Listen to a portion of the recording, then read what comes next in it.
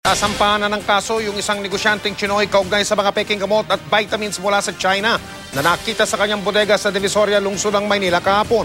Ang iniimbestigahan pa rin ng mga otoridad ay kung paano na ipuslit yung mga peking gamot na yon papasok sa ating bansa. Nakatutok si Emil Sumangil. Kung sakali raw na naibenta sa merkado, aabot sa 700 million pesos ang market value ng mga hindi lisensyadong mga gamot na nasamsam sa raid kahapon ng NBI, Bureau of Customs at Intellectual Property Office sa isang gusali sa Divisoria, Maynila. Kumpirmadong mula sa mainland China mga tableta, pero kung paano at saan ito ipinuslit, nananatiling palaisipan sa pamahalaan.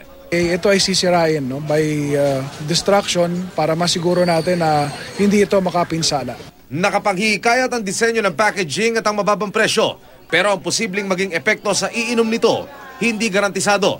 Dahil walang tatak, hindi dumaan sa pagsusuri ng Food and Drug Administration ang bawat tableta na mabibili na ngayon mula sa mga bangketa hanggang sa shopping malls. Ating inikayat yung ating mga kababayan na maging mas mapanuri sa pagbili nitong mga gamot, lalo na itong mga galing China na hindi naman natin alam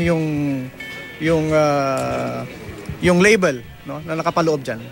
Binigyan din ng Philippine Medical Association kung gaano kabigat ang maaaring maging epekto nito sa kalusugan, tulad ng antibiotic at multivitamins para sa mga bata na kabilang sa mga nasamsam. May 5 araw na yung pasyente ko, hindi gumagaling, bibigay na peke pala yung gamot, na peke, it means nasa tama siyang lalagyan, nakahon, pero yung laman pala niya kaya puti, gawgaw.